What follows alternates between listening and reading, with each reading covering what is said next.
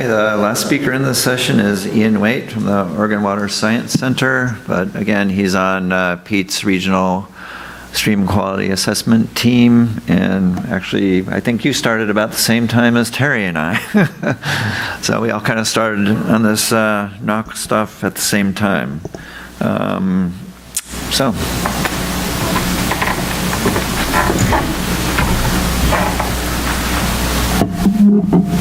Hopefully that didn't fall off. Thank you, and thank you for staying on. I know it's a little bit of a long session. If you need to get up and move around, I won't be offended. I think hopefully we'll have enough interesting information here to keep you awake a little bit, but it's also right before lunch. So honestly, most of the stuff is a group of people. So there's other colleagues in Tacoma, Chris Conrad and Mark Munn have worked on some of the algae models with me, and then Pete Van Meter obviously is working on the whole overall, and he and I are co-authors on the invertebrate model paper.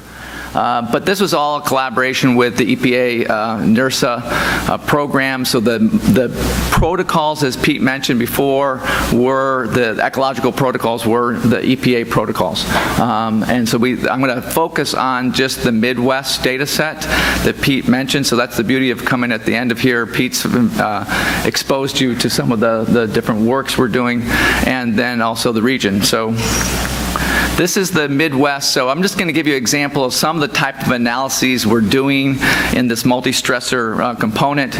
And so I try to relate all those multi-stressors to the ecology. And one of the ways we do that, we do it in a variety of ways, but one of the things I'm going to highlight today is the modeling. As you can see, the brown background is the ag area, so you can see this is a heavy ag area, as you can imagine, in the Midwest. And so we have a really nice range of sites across conditions of ag, but again, reference sites are pretty tricky to find back there. And then we have a group of sites, you can see these urban clusters, that we have a small number of those. We had 100 sites, but then we end up having to drop 2 for the ecology because one was too large and too deep to sample, and then another one ended up being a really large watershed and was a big outlier. So for the modeling, I'm going to have an N of 98 sites, but still, historically, we often didn't have as big an N as we needed for some of these types of modeling exercises. And then also, as Pete mentioned, historically, a lot of what we did was take the modeling and try to relate land use itself, so percent ag, or percent type of ag, or percent urban, and things like that, and then relate that directly to the ecology. And we were able to do that fairly successful. We might also bring in natural factors like soil conditions, or soil permeability, or geology, and things like that, or maybe even, obviously habitat and riparian, things like that. But now, as Pete mentioned, we're really trying to focus on the stressors and how well can we do that. And now we have a data set that with 100 sites where we have all these stressors measured at all the sites across that. And so that's one of the first times we've been able to look at the different ones where we're focusing on sediment, the contaminants, flow alteration and temperature, and nutrients.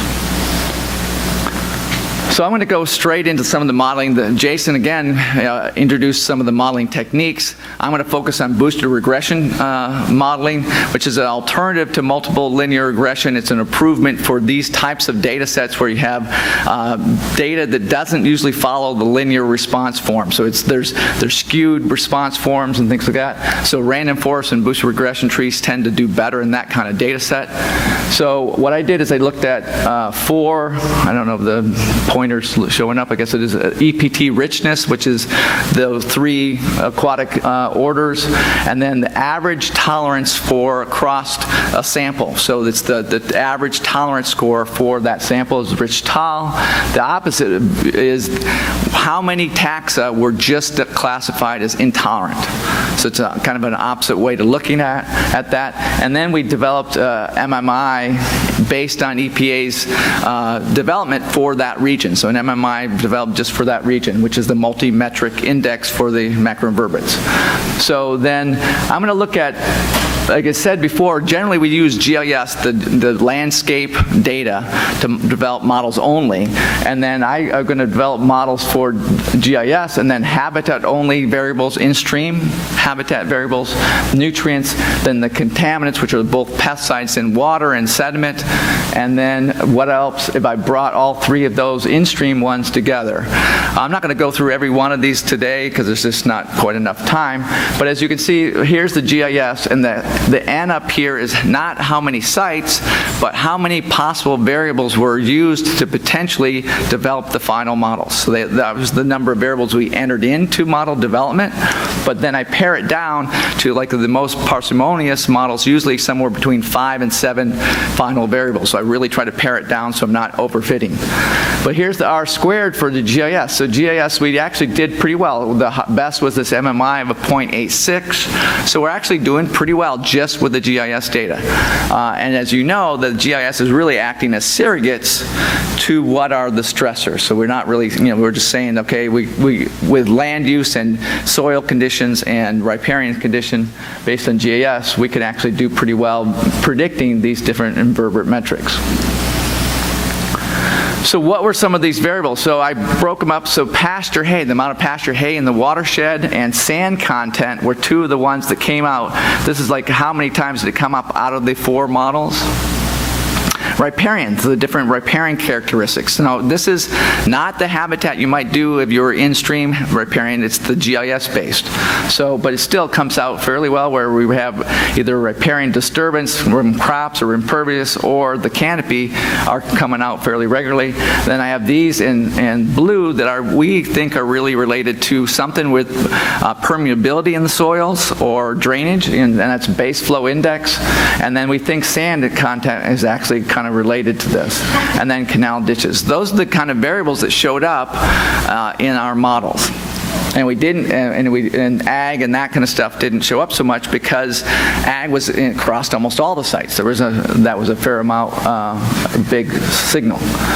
So what is the, again, now Chuck showed some of these observed versus predicted plots, so that helps.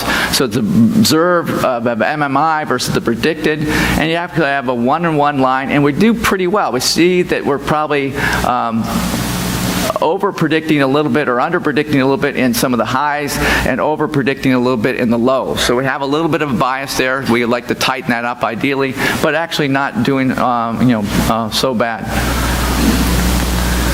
So I'm going to skip ahead here and go just to the environmental all. You can kind of read in between if you want. So you can see that the contaminants, some of them didn't do very well. The contaminant only, nutrients, you don't have that many different types of variables, so they have a hard time really by themselves doing very well. But habitat did pretty well.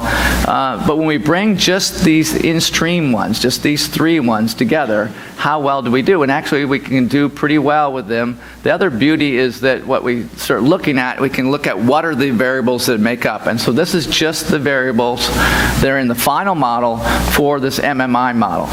And so I don't know how well the colors show up, but I tried to color code them so that the green are what I call habitat-based type of variables. The brown is nutrients, and then this pyrethroid degraded is obviously the contaminant model.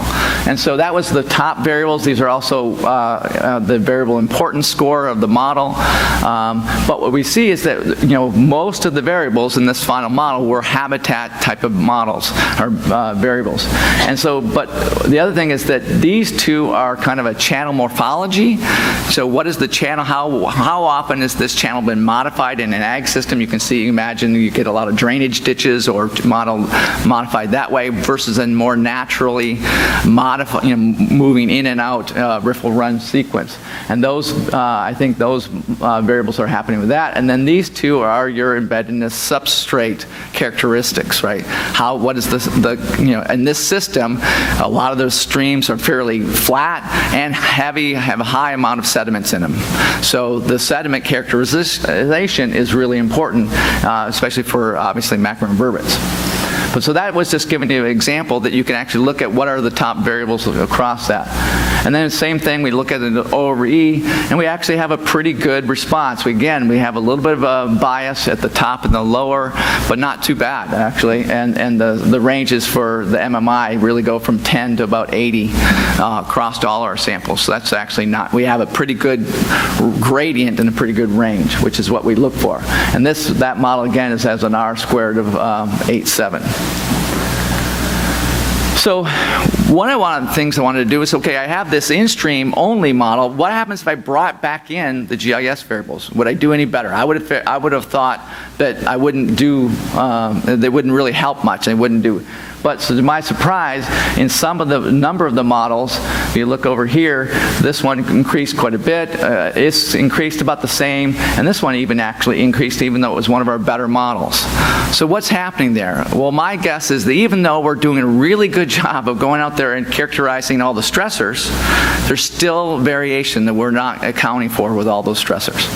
And so these GIS are still able to come in and act as surrogates for some things we just haven't quite captured. And what happened is, out of the 22 possible variables across the 4 models, 9 of them were GIS based, 8 were habitat, 4 were nutrients, and 1 was contaminants. But I think what happens is these GIS, as I said, are really acting as surrogates, and when we really probably want to focus more on this environmental law because we really can understand more of what's really happening. But still, if we want to do the best in just pure prediction, we might want to bring in some of those GIS. Because one of the things we're also looking at is, could we predict at unsampled sites? Well, if we do that, well, then we need to rely on just the GIS only models, because we're not going to have the contaminants at all those other sites, right? So that's one of the things we can start developing maps for this region at unsampled sites if we stay within the type of universe of streams that we want to look at. We wouldn't be able to try to model to either super large rivers or very headwaters, because this is all waitable streams. So what can we do with some of that as a more of a, maybe summarize it a little better for management and try to understand what is our condition of our streams across there? Well, we looked at 4 of those variables that we looked at was the pyrethroid degradates, contaminants. As I told you, some of those habitat variables were more channel geometry, channel morphology, and then ammonia and substrate. We knew those, all 3 of those or 4 of those were fairly important. So we said, well, what if we start looking at, can we see breakpoints in those variables, and how can we understand that related to the streams? So here's a partial dependency plot from the model, from the boosted regression tree model. So here's the MMI, and then what we said is we came up with 2 different breakpoints for the pyrethroids. So we could say if it was below this one, then we say it's in pretty good condition for the stream, medium, and then having a high threshold or poor conditions. And we did that for then all 4 of these variables. So the wetted variation, the substrate, pyrethroid and mean ammonia, and here's, I'm not going to go through these, but we came up with these different breakpoints, and we actually verified where we thought these breakpoints would be by doing individual cart models. Now, I can explain that later, and then we color-coded, so this is just the top and the worst and best sites, so just the top 4 or 5, and then here's the MMI score, and as you can imagine, if you have a really good MMI score, you would expect you aren't at the high threshold for most of those variables. Oh, sorry. And that's what's the case. So we actually, have most of these are only have 0 or 1, the upper thresholds, but where you get the low MMI score, you have multiple ones of these variables are above threshold. And that's what we kind of take from this all, is that we're seeing, if you can score all these together, so we just did good, fair, and poor, but you see that in the really poor ones, we get multiple one of these stressors seem to add up to the really poor. It's not just one, or in the opposite, you can have actually one that is above the stressor. If the other ones are in pretty good shape, you still end up with a pretty good score.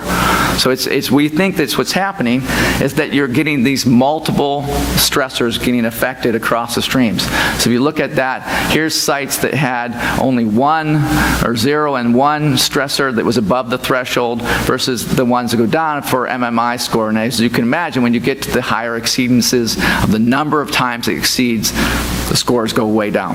And that's, I think, kind of summarizes some of what's happening in this system. It's a pretty perturbed and has highly insults of different varieties.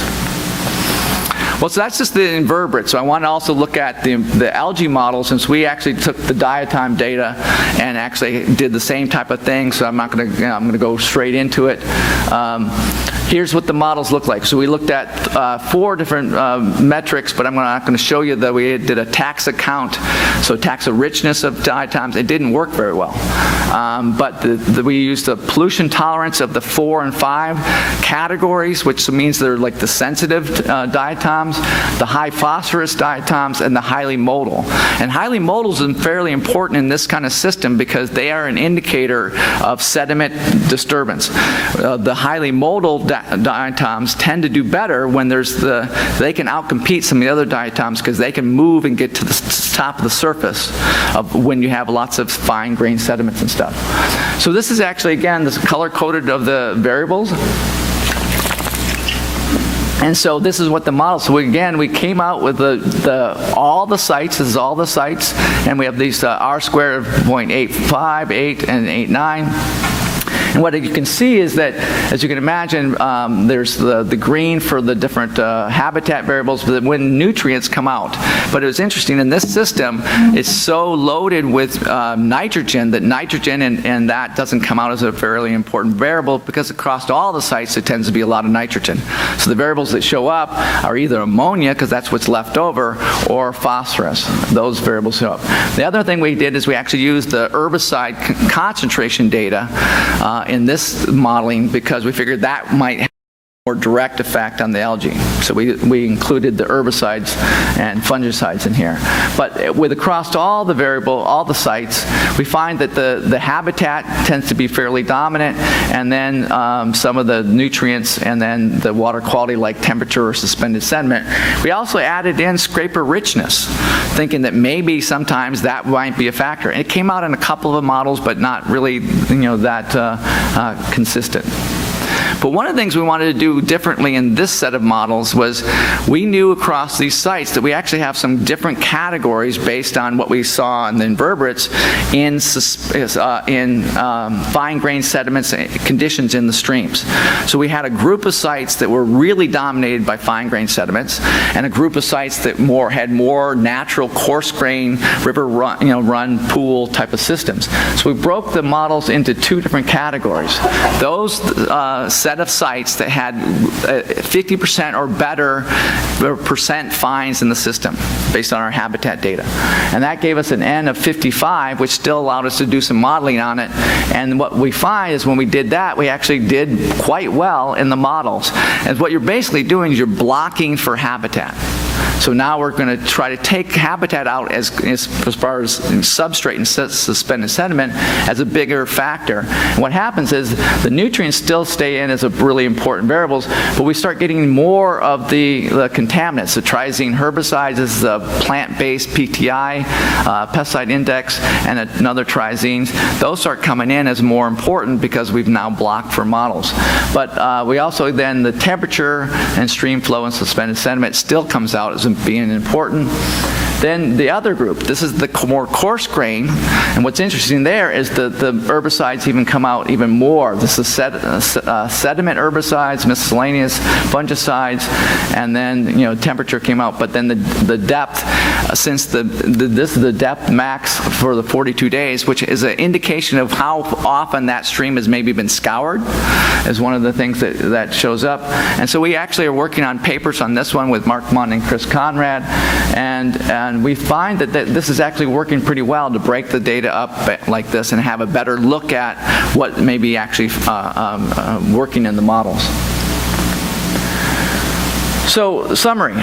Both the algae and the invertebrate models did pretty well overall, and so we were able to have values that did pretty well for modeling, and we were pretty happy with that, because in this system in the Midwest, I was afraid that we might not have a good enough gradient because we're so depauperate in reference sites in that system. But we actually were able to capture a good enough gradient in disturbance that we were actually able to model it pretty well in both the different systems.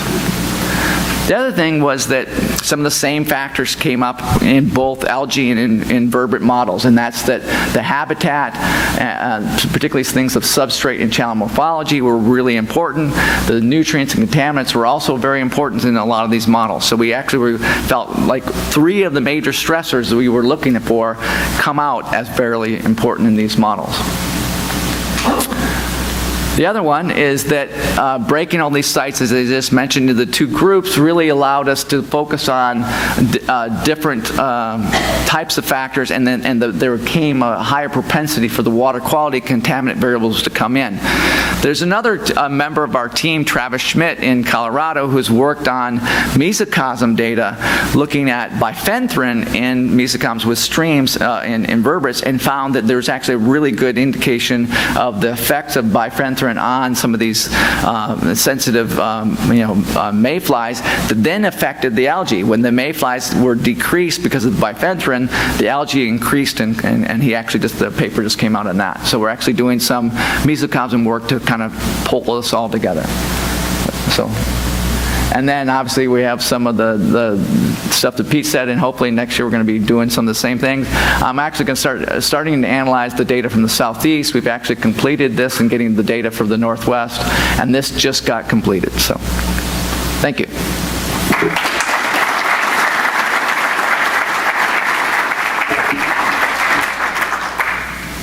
Is there any questions for any of the speakers for this session?